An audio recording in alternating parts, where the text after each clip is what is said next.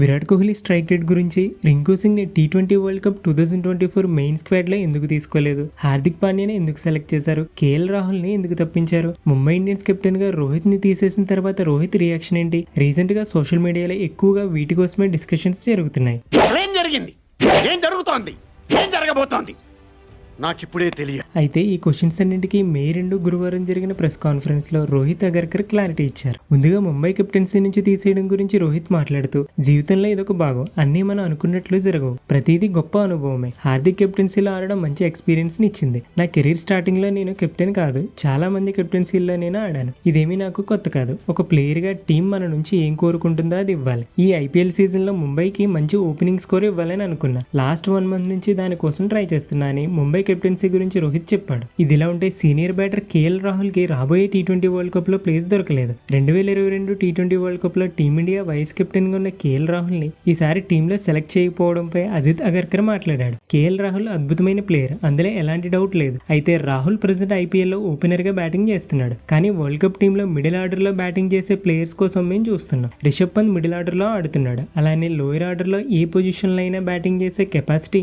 సంజు శాంసన్ కి ఉంది. రాహుల్ కాదని పంత్ సంజు శాంసన్ ని సెలెక్ట్ చేయడం అంటే రాహుల్ మంచి బ్యాట్స్మెన్ కాదు అని మా ఉద్దేశం కాదు. రాబోయే వరల్డ్ కప్ లో మిడిల్ ఆర్డర్ లో ఆడే ప్లేయర్స్ అవసరం. పంత్ సంజు మిడిల్ ఆర్డర్ లో ఆడుతున్నారు కాబట్టి వాళ్ళని సెలెక్ట్ చేశామని అగర్కర్ క్లారిటీ ఇచ్చాడు. ఇక ఐపీఎల్ లో పూర్ ఫామ్ ని కొనసాగిస్తున్న హార్దిక్ పాండ్యాని టీ20 వరల్డ్ కప్ కి సెలెక్ట్ చేయడమే కాకుండా వైస్ కెప్టెన్సీ ఇవ్వడంపై కూడా చాలా మంది తప్పుపట్టారు. అయితే అగర్కర్ దీనికోసం చెప్తూ, పాండ్యా ఇంజురీ నుంచి కోలుకుని చాలా రోజుల తర్వాత క్రికెట్ ఆడుతున్నాడు. వరల్డ్ కప్ కి ఇంకా టైం ఉంది కాబట్టి ఈ లోపు హార్దిక్ తన ఫిట్నెస్ ని కాపాడుకుని తిరిగి తన ఫామ్ లోకి వస్తాడని అనుకుంటున్నాం. ఆల్రౌండర్స్ లో హార్దిక్ ని రీప్లేస్ చేసే ఆప్షన్ కనిపించడం లేదు. హార్దిక్ బ్యాటింగ్ బౌలింగ్ చేయడం వల్ల టీం ని కరెక్ట్ గా బ్యాలెన్స్ చేయడానికి వీలవుతుందని అగర్కర్ అన్నాడు. అయితే ఐపీఎల్ అని కోహ్లీ స్ట్రైక్ రేట్ గురించి ఎక్కువగా డిస్కషన్స్ జరుగుతున్నాయి. ఐపీఎల్ లో ఇప్పటి వరకు 10 మ్యాచ్లు ఆడిన కోహ్లీ 147 స్ట్రైక్ రేట్ తో 500 రన్స్ చేసి ఈ సీజన్ లో ఎక్కువ రన్స్ చేసిన వాళ్ళ లిస్ట్ లో సెకండ్ ప్లేస్ లో ఉన్నాడు. కోహ్లీ స్ట్రైక్ రేట్ పై క్రిటిసైజ్ చేస్తున్న విషయం గురించి అగర్కర్ మాట్లాడుతూ, మేము అసలు కోహ్లీ స్ట్రైక్ రేట్ గురించి డిస్కషన్ పెట్టుకోలేదు. ఐపీఎల్ కి ఇంటర్నేషనల్ క్రికెట్ కి చాలా తేడా ఉంది. అక్కడ ఎక్స్పీరియన్స్ అనేది చాలా ముఖ్యం. ప్రెసెంట్ సెలెక్ట్ చేసిన టీమిండియా స్క్వాడ్ లో మంచి పవర్ ఉందని, అలానే టీం బ్యాలెన్స్డ్ గా ఉందని అనుకుంటున్నాం.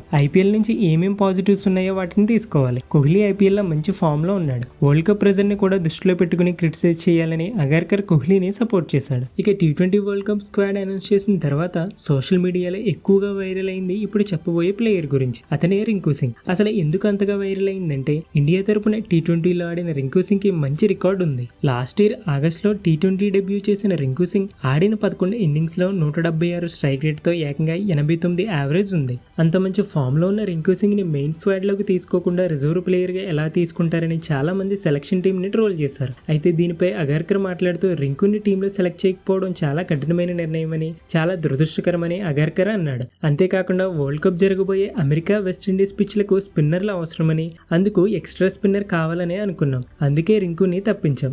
అంతేకాని రింకు సింగ్ ఎలాంటి తప్పు చేయలేదని, సేమ్ శుభ్మాన్ గిల్ విషయంలో కూడా ఇదే నిజం. బ్యాలెన్స్డ్ టీమ్ ని సెలెక్ట్ చేయడం కోసం 2 రెస్ట్ స్పిన్నర్లను సెలెక్ట్ చేశాం. అందుకే అక్షర్ పటేల్ ని టీంలోకి తీసుకొచ్చాం. Rinku Singh reserve player list లో ఉన్నాడంటే మెయిన్ స్క్వాడ్ లోకి ఉండడానికి అతను ఎంత దగ్గరగా ఉన్నాడో అర్థం చేసుకోవచ్చని అగర్కర్ చెప్పాడు. అయితే ఒక రిపోర్టర్ టీంలో ఆఫ్ స్పిన్నర్స్ తక్కువగా ఉన్నారని క్వశ్చన్ వేస్తే, కెప్టెన్ రోహిత్ బౌలింగ్ చేస్తాడని అగర్కర్ మాస్ రిప్లై ఇచ్చాడు. మీకు గుర్తుండే ఉంటుంది, ఐపీఎల్ 2009లో రోహిత్ బౌలింగ్ వేసి హ్యాట్రిక్ సాధించాడు. ఇదిలా ఉంటే ప్రెసెంట్ అనౌన్స్ చేసిన టీంలో మళ్ళీ చేంజెస్ కూడా చేయొచ్చు. అలా చేంజెస్ చేయడానికి ఐసీసీ మే 25 లాస్ట్ డేట్ గా ఇచ్చింది. మీ ఒపీనియన్ ప్రకారం ఈ స్క్వాడ్ తో మనం కప్ కొట్టగలమా, లేకపోతే ఏమేం చేంజెస్ చేయాలో తప్పకుండా కమెంట్ చేయండి. Subscribe for more videos.